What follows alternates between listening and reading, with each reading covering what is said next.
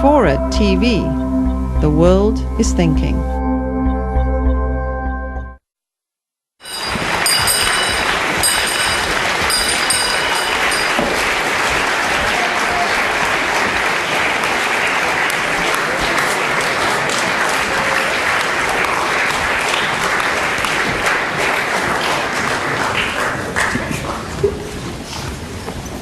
Good evening, ladies and gentlemen. Welcome to Comedy Night at the Union. However, before we get on to that, I have one announcement to make, and it's with the recent appointments to the Treasury Advisory Committee. They are Hugh Burling, Steve Chong, Faye Dorey, Orly Hulse, Alistair Pearce, James Shepherd, David Staines and Peter Wickham. We could just give them a brief round of applause. Thank you.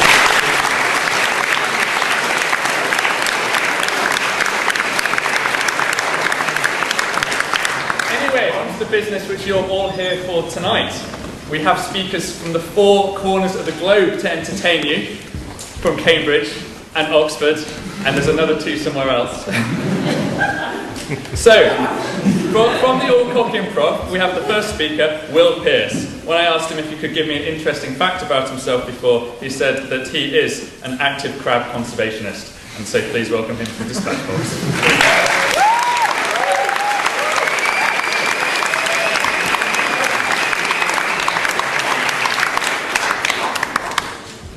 Ladies and gentlemen, I would like it to be known that I would do anything for a monkey.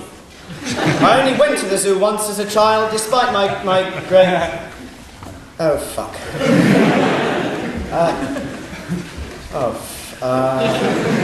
Stall them all. Change the letter.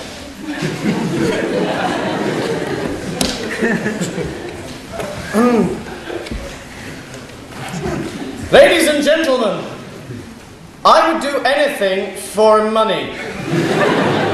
I only went to the bank once, despite my great love of money. Since my family were very poor, and as such we had very little...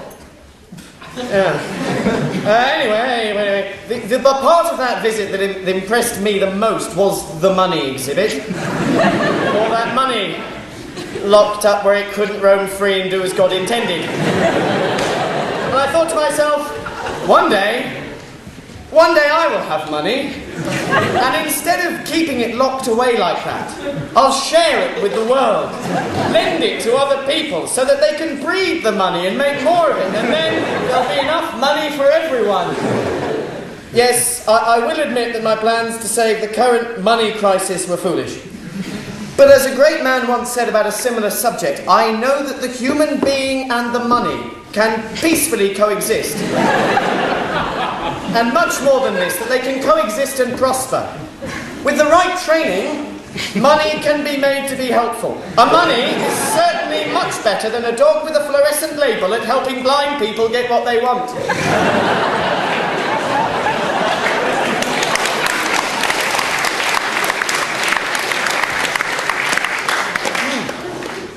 Money was one of the first things to be sent into space. It's very easy to forget the great money sacrifices made to get man into space. A sacrifice many of us might seem as pointless and idiotic, since those monkeys could have been donated to medical centres for research. Or even money. So how did money come into existence? Well, according to scientists, approximately 33 million years ago, Old World money split from New World money. With most of us here at Cambridge and even at Oxford being descended from old money.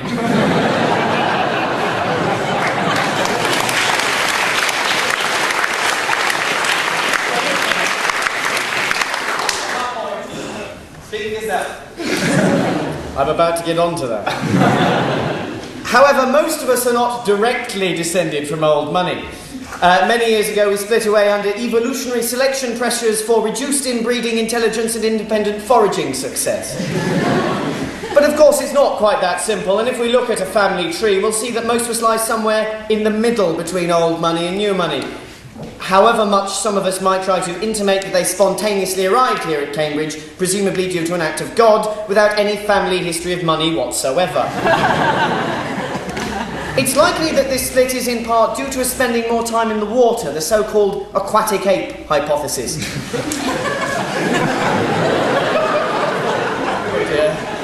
Given this, it is notable that many institutions use water to surround money so that it can't escape. Money is in fact terrified of water and can't swim.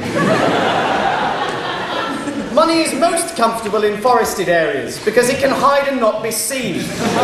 Money prefers to stay in groups because on its own it can achieve very little and is easily picked off by other predators. Great numbers of monies can be one of the most powerful forces on earth. In my experience, all the laws of man are nothing in comparison with the raw power of money.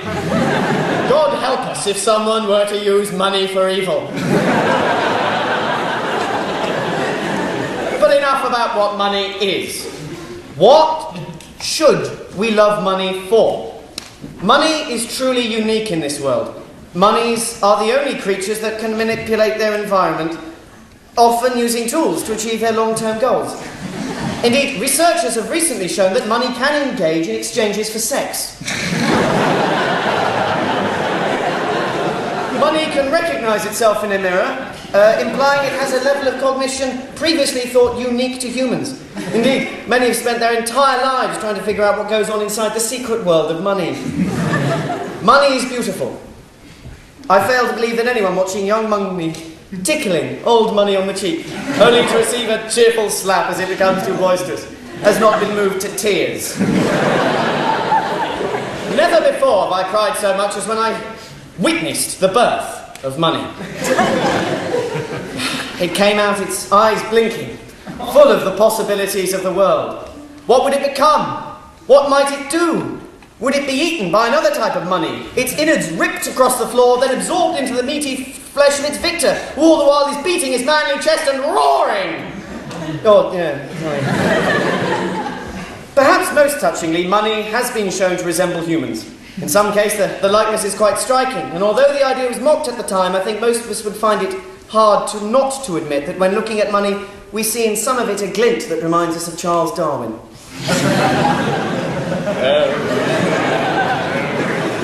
Money is the flagship example of what Western society should be, showing everything that we should strive for. Peace, equality, and a damn good back rub. Yet I have a personal money debt, and it is that personal gratitude I hold that I would like to talk about with you. For you see, when I was a child, I was raised by money. My parents were international aid workers, and on one trip through the Amazonian jungle, our plane suffered 2 separate engine failures. The only survivor of the crash, I was brought up by a large £10 note that sustained my infant body with the milk I so craved. For 15 long years, I brachiated through the forest canopy, following my money brethren. I learned to laugh their money laugh, sing their money songs, and eventually came to love a money.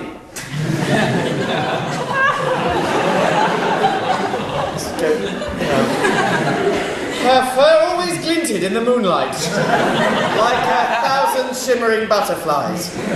And I'm not ashamed to admit that I gave unto her that which is most precious to any man, the flower of my virginity. Yet, as I rhythmically thrust myself into her enveloping folds, a traveller came across us and shot my lover in confusion. Snatching me to his breast for safety, he quickly came to realise what had happened and what he had done. Luckily for me, he was a travelling economist with an interest in psycholinguistics who had become extremely lost during a conference in Mexico, and so was able to not only teach me English in time to sit my A-levels, but was also able to bribe enough people that I could come to attend this university. I felt a tenderness with that money that I have not felt since. While I have had some lovers more recently, I can assure you I have never felt towards them as I did towards my first love. Apparently this is a perfectly normal problem for those who've been through my sort of experience. But every time I am intimate with a woman, or a man, I've checked, in my mind's eye I'm thinking of money.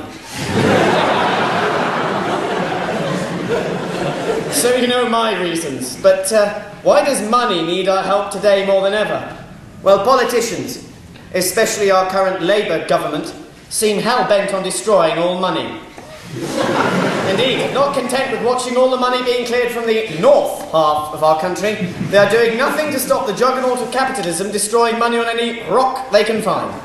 Yes, you heard me. The government acting too slowly has already destroyed all northern rock money. And I fear the rest of the world will soon follow. I'm sure we're all aware of our species' inability to look after money. Before the rise of modern technology, man and money lived in perfect harmony. But now we can take advantage of natural resources like forests and lakes. Monies have been driven from their natural habitat. Oh dear.